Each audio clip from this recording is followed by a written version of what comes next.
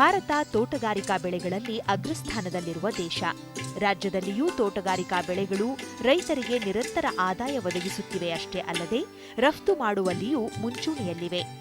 ಅಂತೆಯೇ ಭಾರತೀಯ state bank ತೋಟಗಾರಿಕಾ ಬೆಳೆಗಳಿಗೆ ಪ್ರೋತ್ಸಾಹ ನೀಡಲು ರೈತರಿಗೆ ವಿವಿಧ ಯೋಜನೆಗಳ ಮೂಲಕ ಸಾಲ ಸೌಲಭ್ಯ ಒದಗಿಸಲು ಮುಂದಾಗಿದೆ.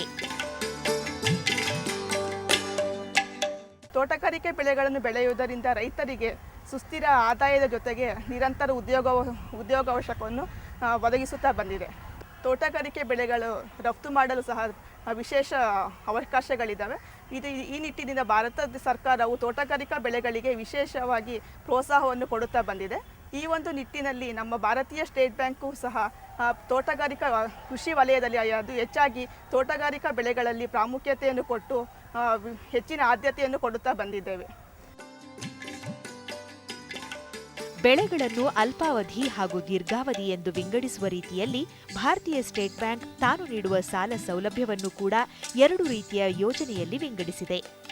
ಒಂದೇ ವರ್ಷದಲ್ಲಿ ಬೆಳೆಯುವ ತರಕಾರಿ, ಹೂವು ಮತ್ತು ಹಣ್ಣಿನ ಬೆಳೆ ನಿರ್ವಹಣೆಗೆ ನೀಡುವ ಸಾಲವನ್ನು ಅಲ್ಪಾವಧಿ ಸಾಲವೆಂದು ಮತ್ತು ಮಾವು, ಸಪೋಟ, ಸೀಬೆ, ಹಲವು ಬಗೆಯ ಹೂವಿನ ಬೆಳೆ ಮತ್ತು ತೆಂಗು, ಅಡಿಕೆಯಂತಹ ದೀರ್ಘಾವಧಿ ಬೆಳೆ ಅಭಿವೃದ್ಧಿಗಾಗಿ ನೀಡುವುದನ್ನು ದೀರ್ಘಾವಧಿ ಸಾಲವೆಂದು ಪರಿಗಣಿಸಲಾಗುತ್ತದೆ. ಈ ಸಾಲವನ್ನು ಕಿಸಾನ್ ಕ್ರೆಡಿಟ್ ಕಾರ್ಡ್ ಮೂಲಕ ನೀಡುವುದು ವಿಶೇಷ. ನಾವು ತೋಟಗಾರಿಕೆ ಬೆಳೆಗಳನ್ನು 2 ವಿಧವಾಗಿ ವಿಂಗಡಿಸಬಹುದು. ಒಂದು ಅಲ್ಪಾವಧಿ ಬೆಳೆಗಳು ಮತ್ತು ದೀರ್ಘಾವಧಿ ಬೆಳೆಗಳು. ಅಲ್ಪಾವಧಿ ಬೆಳೆಗಳಂತೆ ಒಂದೇ ವರ್ಷದಲ್ಲಿ ಬೆಳೆಯುವಂಥ ಬೆಳೆಗಳನ್ನು ನಾವು ಅಲ್ಪಾವಧಿ ಬೆಳೆಗಳು ಅಥವಾ ವಾರ್ಷಿಕ ಬೆಳೆಗಳೆಂದು ಕರೆಯುತ್ತೇವೆ. ಉದಾಹರಣೆಗೆ ಎಲ್ಲ ತರಕಾರಿ ಬೆಳೆಗಳು, ಹಣ್ಣಿನ ಬೆಳೆಗಳಾದ ಬಾಳೆ, ಕಲ್ಲಂಗಡಿ, ಕರ್ಬೂಜ ಇತ್ಯಾದಿ, ಮತ್ತು ಹೂವಿನ ಬೆಳೆಗಳಾದ ಆಸ್ಟರ್, ಸೇವಂತಿಗೆ, ಚೆಂಡು ಹೂವು ಇವನ್ನ ಎಲ್ಲನ ವಾರ್ಷಿಕ ಬೆಳೆಗಳೆಂದು ಕರೆಯುತ್ತೇವೆ. ಅದೇ ಥರ ದೀರ್ಘಾವಧಿ ಬೆಳೆಗಳು ಅಂದರೆ ಒಂದು ಸರಿ ನಾವು ನಾಟಿ ಮಾಡಿ ಹೆಚ್ಚಿನ ವರ್ಷಗಳ ಕಾಲವಾಗಿ ನಾವು ಉತ್ಪಾದನೆ ಪಡೆಯುವಂಥ ಬೆಳೆಗಳಿಗೆ ನಾವು ದೀರ್ಘಾವಧಿ ಬೆಳೆಗಳು ಅಥವಾ ಬಹುವಾರ್ಷಿಕ ಬೆಳೆಗಳು ಅಂತ ಕರಿತೀವಿ. ಇದರಲ್ಲಿ ಹಣ್ಣಿನ ಬೆಳೆಗಳಾದ ಮಾವು, ಸಪೋಟ, ದಾಳಿಂಬೆ, ಸೀಬೆ ಇತ್ಯಾದಿ, ಮತ್ತು ಹೂವಿನ ಬೆಳೆಗಳಾದ ಮಲ್ಲಿಗೆ, ಕಾಕಡ, ಕನಕಾಂಬ್ರ, ಮತ್ತು ಈಗಿನ ಆಧುನಿಕ ಹೂವಿನ ಬೆಳೆಗಳಾದ ಜರ್ಬೆರಾ, ಕಾರ್ನೇಷನ್, ಆ್ಯಂಥೂರಿಯಂ, ಆರ್ಕಿಡ್ಸ್ ಈ ಮುಂತಾದವುಗಳು ಬರುತ್ತೆ. ಮತ್ತು ಇದೇ ಥರದ ಪ್ಲಾಂಟೇಷನ್ ಬೆಳೆಗಳಾದ ತೆಂಗು, ಅಡಿಕೆ, ಕಾಫಿ, ರಬ್ಬರ್ ಇವುಗಳನ್ನು ನಾವು ಬಹುವಾರ್ಷಿಕ ಬೆಳೆಗಳೆಂದು ಕರೆಯುತ್ತೇವೆ.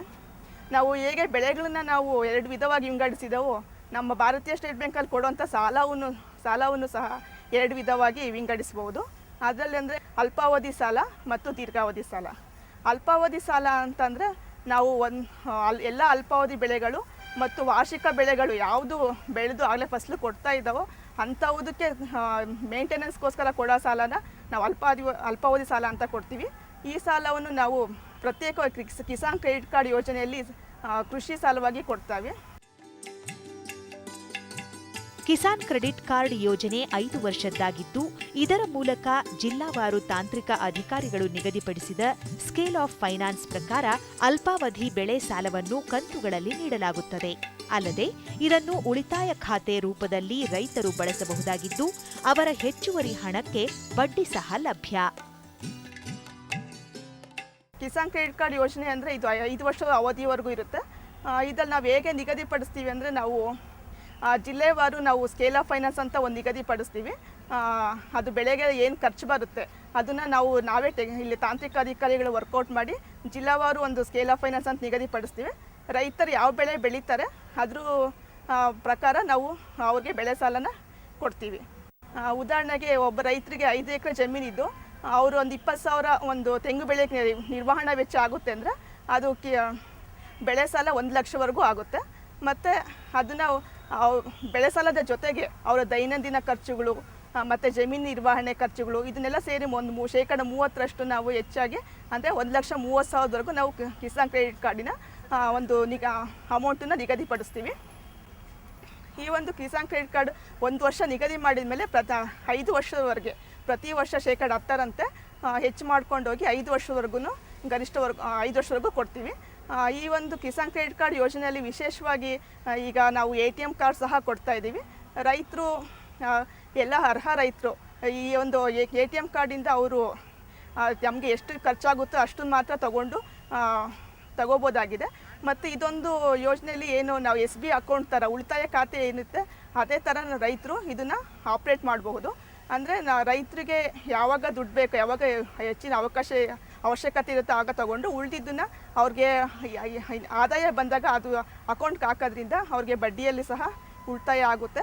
ಮತ್ತು ನಾವು ಹೆಚ್ಚಿಗೆ ಈಗ ಅವ್ರ ಕ್ರೆಡಿಟ್ ಬ್ಯಾಲೆನ್ಸಲ್ಲಿ ಇದ್ದರೆ ಅಮೌಂಟು ಅವ್ರಿಗೆ ನಾವು ಉಳಿತಾಯ ಖಾತೆಗೆ ಏನು ನಾವು ಬಡ್ಡಿ ಕೊಡ್ತೀವಿ ಆ ಬಡ್ಡಿ ದರದಲ್ಲೇ ರೈತರಿಗೂ ಸಹ ನಾವು ಬಡ್ಡಿ ಕೊಡ್ತೀವಿ. ಅಂದರೆ ರೈತರಿಗೆ ಬಡ್ಡಿ ಉಳಿತಾಯ ಜೊತೆಗೆ ಅವರು ಹೆಚ್ಚಿಗೆ ಅವರು ಹಣ ಇಟ್ಟರೆ ಅವ್ರಿಗೆ ಬಡ್ಡಿ ಸಹ ಬರುತ್ತೆ. ರೈತರು ಇದನ್ನು ಸದುಪಯೋಗ ಪಡ್ಕೋಬೇಕು.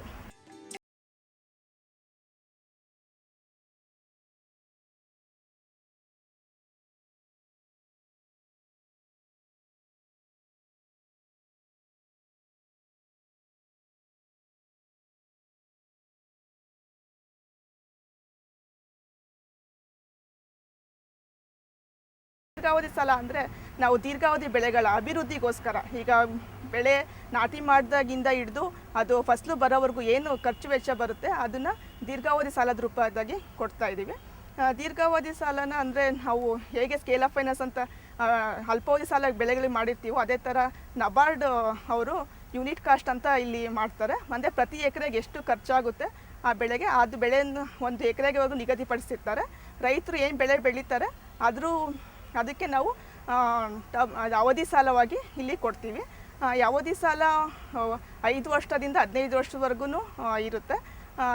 ಇಲ್ಲಿ ಅಂದರೆ ನಾವು ಒಟ್ಟಿಗೆ ಕೊಡೋದಿಲ್ಲಲ್ಲ ಲೋನ್ ಅಮೌಂಟನ್ನ, ಆ ಬೆಳೆಗೆ ಅನುಕೂಲ ಇದು ಯಾವ ಬೆಳೆ ಬೆಳೀತಾರೆ ಆ ಬೆಳೆ ಮೇಲೆ ನಾವು ಲೋನ್ ಕೊಡ್ತೀವಿ. ಈಗ ಉದಾಹರಣೆಗೆ ದಾಳಿಂಬೆ ಬೆಳೀತಾ ಇದ್ದರೆ ಅವರು ಆರ್ಥಿಕ ಇಳುವರಿ 3 ವರ್ಷದಿಂದ ಶುರು ಆಗುತ್ತೆ. ಅಂದರೆ ನಾವು ಮೊದಲೇ ವರ್ಷ ಅವರು ಗಿಡ ನಾಟಿ ಮಾಡಲಿಕ್ಕೆ ಮತ್ತು ನಿರ್ವಹಣೆಗೆ, ಮತ್ತು 2ನೇ ವರ್ಷ ನಿರ್ವಹಣಾ ಖರ್ಚು ಗೊಬ್ಬರದಾಗಿಲು ಪೆಸ್ಟಿಸೈಡ್ಸು ಆ ನಿರ್ವಹಣಾ ಖರ್ಚು ವೆಚ್ಚವನ್ನು ನಾವು ಕಂತಿನಲ್ಲಿ 2 ವರ್ಷವರೆಗೂ ಕೊಡ್ತೀವಿ. ಅಂದರೆ ಅವರು 3ನೇ ವರ್ಷದಿಂದ ಅವ್ರು ಲೋನನ್ನು ಈ ಕಂತಿನಲ್ಲಿ ಕಟ್ಟಬೇಕಾಗುತ್ತೆ. ಅಂದರೆ ಈಗ ಉದಾಹರಣೆಗೆ ದಾಳಿಂಬೆಗೆ 50,000 1 ಎಕರೆಗೆ ಇದ್ದರೆ 30,000 35,000ವರೆಗೂ ಫಸ್ಟ್ ಮೊದಲೇ ವರ್ಷ ಕೊಡ್ತೀವಿ. ಇನ್ನು ಉಳಿದ 15,000ನ ನಿರ್ವಹಣಾ ವೆಚ್ಚವಾಗಿ 2ನೇ ವರ್ಷ ಕೊಡ್ತೀವಿ.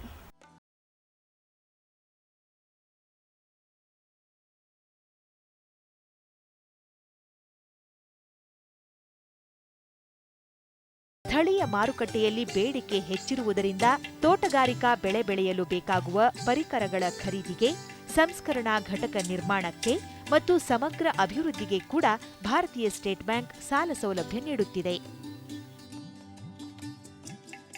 ಇತ್ತೀಚಿನ ದಿನಗಳಲ್ಲಿ ರೈತರು ಪಾಲಿಹೌಸ್ ಮತ್ತು ಶೇಡ್ನೆಟ್ ಒಳಗೆ ತರಕಾರಿ ಮತ್ತು ಹೂವಿನ ಬೆಳೆಗಳನ್ನು ಬೆಳೆಯಲು ಹೆಚ್ಚಿನ ಆಸಕ್ತಿ ತೋರುತ್ತಿದ್ದಾರೆ. ಇದಕ್ಕೆ ಪ್ರಮುಖ ಕಾರಣ ಅಂದರೆ ರೈತರು ಪ್ರತಿ ವರ್ಷವಿಡೀ ಬೆಳೆಯನ್ನು ತೆಗೆಯಬಹುದು ಮತ್ತು ಬೆಳೆಗಳಿಗೆ ಬೇಕಾದ ಗುಣವನ್ನು ಸಹ ಅವರು ಅದರೊಳಗೆ ಪರಿವರ್ತನೆ ಮಾಡಬಹುದು.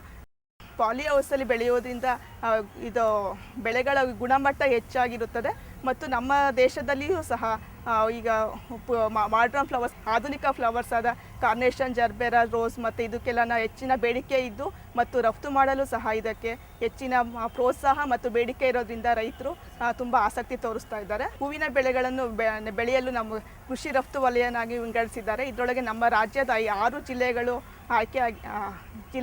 ಜಿಲ್ಲೆಗಳು ಒಳಪಟ್ಟಿವೆ. ಇದರಲ್ಲಿ ಬೆಂಗಳೂರು ನಗರ, ಬೆಂಗಳೂರು ಗ್ರಾಮಾಂತರ, ತುಮಕೂರು, ಕೋಲಾರ, ಕೊಡಗು ಮತ್ತು ಬೆಳಗಾಂ ಜಿಲ್ಲೆಗಳು ಪುಷ್ಪ ಕೃಷಿಗೆ ಹೆಚ್ಚಿನ ಅವಕಾಶಗಳಿದ್ದಾವೆ. ಇದರ ಜೊತೆಗೆ ಇತ್ತೀಚೆಗೆ ಪುಷ್ಪ ಕೃಷಿಯನ್ನು ಶಿವಮೊಗ್ಗ, ದಕ್ಷಿಣ ಕನ್ನಡ, ಉಡುಪಿ, ಧಾರವಾಡ ಜಿಲ್ಲೆಗಳಲ್ಲೂ ಸಹ ಬೆಳೀತಾ ಇದ್ದಾರೆ. ಇಂಥ ಜಿಲ್ಲೆಗಳೇ ನಾವು ಪ್ರೋತ್ಸಾಹನ ಕೊಡ್ತಾ ಇದ್ದೀವಿ.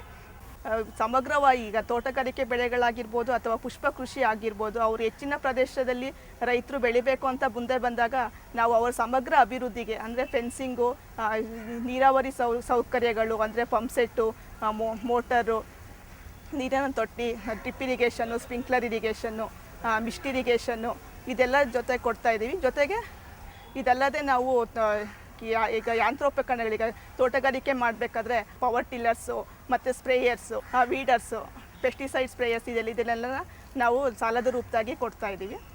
ಪುಷ್ಪ ಕೃಷಿಯಲ್ಲಿ ಆಧುನಿಕ ಹೂವುಗಳಾದ ಜರ್ಬೇರಾ, ಕಾರ್ನೇಷನ್, ಆ್ಯಂಥೂರಿಯಂ ಇವುಗಳೆಲ್ಲ ನಾವು ಅದು ಕ್ವಾಲಿಟಿ ತುಂಬ ಮುಖ್ಯ ಆಗಿರುತ್ತೆ ಮಾರುಕಟ್ಟೆ ತಲುಪೋವರೆಗೂ. ಹಂಗಾಗಿ ಅವುಗಳ ಕ್ವಾಲಿಟಿನ ಮೇಂಟೈನ್ ಮಾಡಲಿಕ್ಕೋಸ್ಕರ ಕೋಲ್ಡ್ ಸ್ಟೋರೇಜನ್ನು ನಿರ್ಮಾಣ 2 ಎಕರೆಯಿಂದ ಮೇಲೆ ಜಮೀನಲ್ಲಿ ಈಗ ಪುಷ್ಪ ಕೃಷಿ ಬೆಳೀಬೇಕಂದವ್ರಿಗೆ ಪುಷ್ಪ ಕೃಷಿಯಲ್ಲಿ 2 ಎಕರೆಗಿನ್ನ ಹೆಚ್ಚಿನ ಪ್ರದೇಶದಲ್ಲಿ ಬೆಳೆ ಬೆಳೆಯುವಂಥ ರೈತರಿಗೆ ನಾವು ಕ್ವಾಲಿಟಿ ಮೇಂಟೈನ್ ಮಾಡಲು ಕೋಲ್ಡ್ ಸ್ಟೋರೇಜು ಮತ್ತು ರೆಫ್ರಿಜರೇಟರ್ ವ್ಯಾನ್ಸ್ ಕೊಳ್ಳಲು ಸಾಲದ ರೂಪದಲ್ಲಿ ಸಾಲದ ರೂಪದಲ್ಲಿ ಕೊಡ್ತಾ ಇದ್ದೀವಿ. ಸಾಲ ಸೌಲಭ್ಯ ಪಡೆಯಲಿಚ್ಛಿಸುವ ರೈತರು ಯೋಜನಾ ವರದಿ, ಮಣ್ಣು ಹಾಗೂ ನೀರಿನ ಪರೀಕ್ಷಾ ವರದಿ ಜೊತೆಗೆ ಅವಶ್ಯಕ ದಾಖಲೆಗಳನ್ನು ಬ್ಯಾಂಕಿಗೆ ಸಲ್ಲಿಸಬೇಕಾಗುತ್ತದೆ. ಇದೆಲ್ಲವನ್ನು ಪರಿಶೀಲಿಸಿ ಒಟ್ಟು ಅಂದಾಜು ಮೊತ್ತದ 70% ಹಣವನ್ನು ಸಾಲದ ರೂಪದಲ್ಲಿ ಬ್ಯಾಂಕ್ ಮಂಜೂರು ಮಾಡುತ್ತದೆ. ರೈತರು ಏನೆಲ್ಲ ದಾಖಲೆಗಳನ್ನು ಒದಗಿಸಬೇಕಂದ್ರೆ ಫಸ್ಟಾಗಿ ಪ್ರಾಜೆಕ್ಟ್ ರಿಪೋರ್ಟ್ ಕೊಡಬೇಕಾಗುತ್ತೆ. ಪ್ರಾಜೆಕ್ಟ್ ರಿಪೋರ್ಟ್ ಯೋಜನಾ ವರದಿಯಲ್ಲಿ ಅವರು ಏನು ಬೆಳೆ ಬೆಳೀತಾ ಇದ್ದಾರೆ, ಎಷ್ಟು ಖರ್ಚಾಗುತ್ತೆ ಮತ್ತು ಅವರು ಬೆಳೆದಂಥ ಬೆಳೆಗೆ ಎಷ್ಟು ಆದಾಯ ಬರುತ್ತೆ, ಇದನ್ನೆಲ್ಲ ಒಳಗೊಂಡಿರಬೇಕು. ಮತ್ತು ಮಣ್ಣು ಮತ್ತು ನೀರಿನ ಪರೀಕ್ಷೆ ವರದಿ ಕೊಡಬೇಕಾಗುತ್ತೆ. ಮಣ್ಣು ಮತ್ತು ನೀರು ನಮಗೆ ತೋಟಗಾರಿಕಾ ಬೆಳೆಗಳಲ್ಲಿ ಅತಿ ಪ್ರಮುಖವಾದವು. ಇದು ಕ್ವಾಲಿಟಿ ಟೆಸ್ಟಿನ ರಿಪೋರ್ಟ್ ಕೊಡಬೇಕಾಗುತ್ತೆ. ಮತ್ತು ನೀರಿನ ಇಳುವರಿಯ ಸರ್ಟಿಫಿಕೇಟ್ ಸಹ ಕೊಡಬೇಕಾಗುತ್ತೆ. ಅವರು ಕ್ವಾಲಿಫೈಡ್ ಜಿಯೋಲಾಜಿಸ್ಟಿಂದ ಅವರು ನೀರಿನ ಮೂಲ ಮತ್ತು ಎಷ್ಟು ನೀರು ಬರುತ್ತೆ ಅದರಿಂದ ಅಂತ ಕೊಡಬೇಕು. ಯಾಕಂದರೆ ತೋಟಗಾರಿಕೆ ಬೆಳೆಗಳು ದೀರ್ಘಾವಧಿ ಬೆಳೆಗಳಾಗಿರೋದ್ರಿಂದ ಬಹುತೇಕವು ದೀರ್ಘಾವಧಿ ಬೆಳೆಗಳು, ಇವುಗಳಿಗೆ ಹೆಚ್ಚಿನ ನೀರಿನ ಅವಶ್ಯಕತೆ ಇರೋದ್ರಿಂದ ನಾವು ನೀರಿನ ಇಳುವರಿ ಪತ್ರ ಸಹ ಕೊಡಬೇಕಾಗುತ್ತೆ. ಜೊತೆಗೆ ಈಗ ಕೊಟೇಶನ್ಸು, ಅವ್ರು ಎಲ್ಲಿ ಯಂತ್ರೋಪಕರಣಗಳನ್ನು ಖರೀದಿ ಮಾಡ್ತಾರೆ, ರೆಫ್ರಿಜರೇಟೆಡ್ ವ್ಯಾನ್ಸ್ ಆಗಿರ್ಬೋದು, ಪವರ್ ಟಿಲ್ಲರ್ಸ್ ಆಗಿರ್ಬೋದು, ಸ್ಪ್ರೇಯರ್ಸು, ಇದೆಲ್ಲ ಕೊಳ್ಳೋದಕ್ಕೆ ಅವ್ರು ಕೊಟೇಶನ್ಸ್ ಕೊಡಬೇಕಾಗುತ್ತೆ. ಮತ್ತು ಎಸ್ಟಿಮೇಟು, ಈಗ ಸಿವಿಲ್ ಇಂಜಿನಿಯರಿಂದ ಅವರು ಲೇಬರ್ ಕ್ವಾರ್ಟರ್ಸ್ ಮಾಡೋಕ್ಕಾಗಲಿ, ಪ್ಯಾಕ್ ಹೌಸ್ ಮಾಡಲಿಕ್ಕಾಗಿ ಆ ಥರದಕ್ಕೆ ಮತ್ತು ನೀರಿನ ತೊಟ್ಟಿ ನಿರ್ಮಿಸಲು ಇದಕ್ಕೆಲ್ಲ ಎಸ್ಟಿಮೇಟ್ ಕೊಡಬೇಕಾಗುತ್ತೆ. ಜೊತೆಗೆ ಅವರು ಲ್ಯಾಂಡ್ ರೆಕಾರ್ಡ್ಸು, ಅವರು ಭೂ ದಾಖಲೆಗಳು ಮತ್ತು ಲೀಗಲ್ ಒಪಿನಿಯನ್ ಕೊಡಬೇಕಾಗುತ್ತೆ. ಮತ್ತು ಬ್ಯಾಂಕಿಗೆ ಅವಶ್ಯಕತೆ ಇರುವ ಇತರೆ ದಾಖಲಾತಿಗಳನ್ನು ಸಹ ಕೊಡಬೇಕಾಗುತ್ತೆ. ನಾವು ಇದರಲ್ಲಿ ಲೋನ್ ಎಷ್ಟು ಕೊಡ್ತೀವಪ್ಪ ದೀರ್ಘಾವಧಿ ಸಾಲದಲ್ಲಿ ಅಂದರೆ ನಾವು 75ರಿಂದ 85%ವರೆಗೂ, ಅಂದರೆ ನಾವು ಯೋಜನೆಗೆ ಅನುಸಾರವಾಗಿ 75-85%ವರೆಗೂ ಲೋನ್ ಕೊಡ್ತೀವಿ. ಇನ್ನು ಉಳಿದ 15ರಿಂದ 25% ಅವರ ರೈತರ ವಂತಿಕೆ ಆಗಿರುತ್ತದೆ. ಇದನ್ನು ದೀರ್ಘಾವಧಿ ಸಾಲಗಳನ್ನು ಬೆಳೆಗಳಿಗೆ ಅನುಸಾರವಾಗಿ ಕಂತುಗಳಲ್ಲಿ ಅವರು 5ರಿಂದ 15 ವರ್ಷದವರೆಗೂ ಕಟ್ಕೊಂಡು ಹೋಗಬೇಕಾಗುತ್ತೆ. ಮತ್ತು ಇನ್ನು ಹೆಚ್ಚಿನ ಮಾಹಿತಿಗಾಗಿ ನಮ್ಮ ಭಾರತೀಯ ಸ್ಟೇಟ್ ಬ್ಯಾಂಕಿನ ಹತ್ತಿರದ ಶಾಖೆಯನ್ನು ಸಂಪರ್ಕಿಸಬೇಕಾಗಿ ವಿನಂತಿಸಲಾಗಿದೆ. ಆಸಕ್ತ ರೈತ ಬಾಂಧವರು ಬ್ಯಾಂಕ್ ನೀಡುವ ಸಾಲ ಸೌಲಭ್ಯ ಪಡೆದು ತಮ್ಮ ಅನುಕೂಲಕ್ಕೆ ತಕ್ಕಂತೆ ಉತ್ತಮ ಬೆಳೆ ಬೆಳೆದು ಹೆಚ್ಚು ಲಾಭ ಗಳಿಸಬಹುದು.